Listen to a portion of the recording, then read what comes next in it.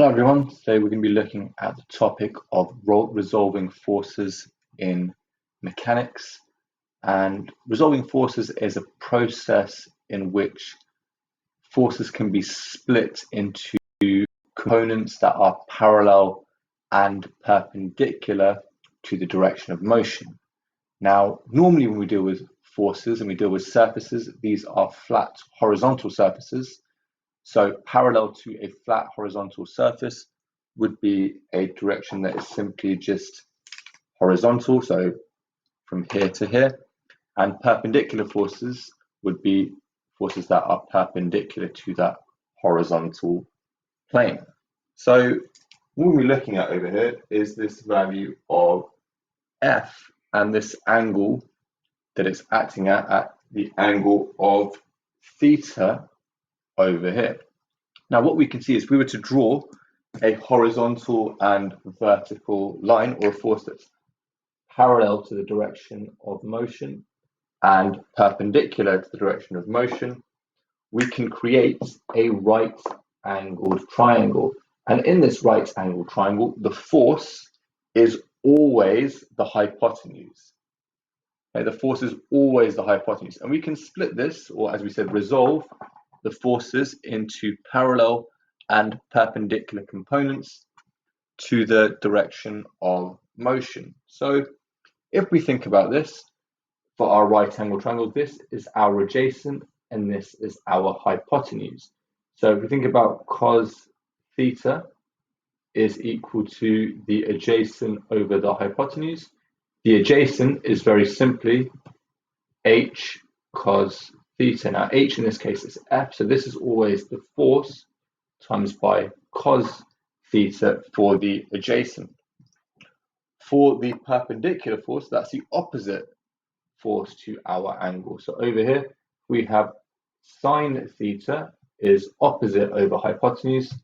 The opposite is h sine theta, which is equal to the opposite.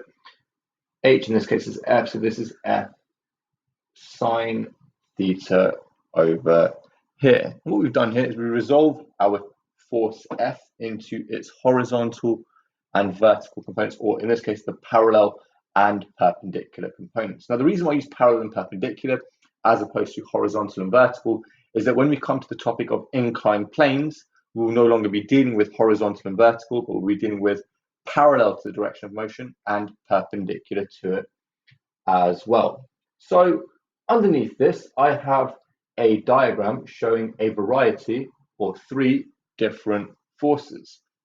And we've said we need to resolve these forces parallel and perpendicular to the direction of motion. Now, there isn't actually a direction of motion in this case because this is a particle in free space, but we will assume for this situation that because it is not an inclined plane, we're going to be working horizontally and vertically. So if we look at the 10 newtons over here, this is very similar to the force up here that we have. The 8 newtons is very similar because it's acting in the other direction. And the 16 is actually already acting perpendicular to the direction of motion. So we don't actually need to resolve this 16 Newton force.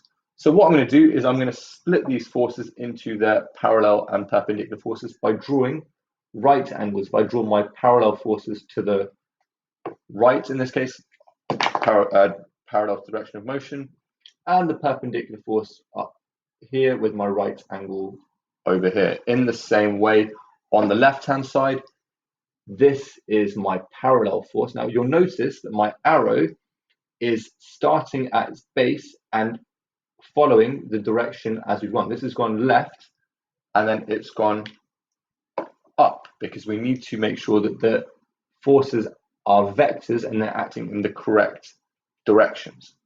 So from this, what we've managed to obtain is this force down here is my adjacent, so therefore it's going to be cos, so this is 10 cos 40, and on the left hand side this is 8 cos 30, because those are both the adjacent forces to the angle. Over here this is 8 sine 30 and this is 10 sine 40. Now what I want us to do in this question over here is to identify the overall magnitude of the force that is the resultant to this situation over here. And the way in which we're going to do this is we're going to look purely at the parallel components, because only left and right will affect each other. And we looked at the perpendicular components because only up and down will affect each other. And whatever this comes out at overall will determine which force and which direction is going to be larger. So what we're going to do for this is I'm just going to rub out what we have at the top. And we're going to look in the horizontal direction, or the parallel direction. So if we look from left, taking right as positive, because I think 10 cos 40 might be larger than 8 cos 30, we can say 10 cos 40 minus 8 cos 30 is equal to, if you calculate 10 cos 40 minus 8 cos 30 is equal to 6.93. 10 cos 40 minus 8 cos 30 is 6.93 newtons. If we'd gotten a negative value, all that would have meant is that the left-hand force would have been larger. So this is going by 6.93 newtons to the right-hand side. By the same logic, we're now going to look at up and down. We've got 8 sine 30 going up, 10 sine 40 going down, up as well, and 16 going down. For this, I'm going to take up as positive because I've got two forces going up. So we're going to say 8 sine 30 plus 10 sine 40 minus 16, and that is equal to, on our calculators, 8 sine 30 plus 10 sine 40 minus 16 is equal to minus 5.57, minus 5.57 newtons. Now that means that because this is a negative value, actually the 16 newtons was larger than these two forces. So what we're going to do from here is actually look at the scenario as a separate issue. I'm actually going to draw this on the right-hand side, or sorry, on the left-hand side. What we've established is that overall this is going to the left by 6.93 and it's coming down by 5.57 newtons. So the overall force, or the magnitude in this case, is going to be a force acting in this direction over here. This is going to be our resultant force. And to work that out, we can simply use Pythagoras. We can say 6.93 squared plus 5.57 squared, all square rooted, is equal to 8.89. So we've said F squared is equal to 6.93 squared plus 5.57 squared. So F is equal to 8.89 newtons. And then we've established how to work out the resultant force via resolving forces parallel and perpendicular to the direction of motion. So we're now going to look at a scenario in which we actually have a particle that will be acting on a surface. So what I have here is a scenario in which we've got a 10 kilogram block, which is being acted upon by a variety of different forces acting in different directions. And what I'd like us to do is to find the value of the reaction force and the acceleration of the system. Now, we've said that for these questions, we need to resolve our forces parallel and perpendicular to the direction of motion. Now, looking at this scenario, you've got a force of 50 newtons pulling it to the right and up, and a force of 30 newtons pulling this, or pushing this down and to the right as well. So for this to take place, we can kind of see that this is going to accelerate to the right hand side, because both the 30 and the 50 newtons are acting parallel to the right hand side. This is a force going like this, and this is a force going like this.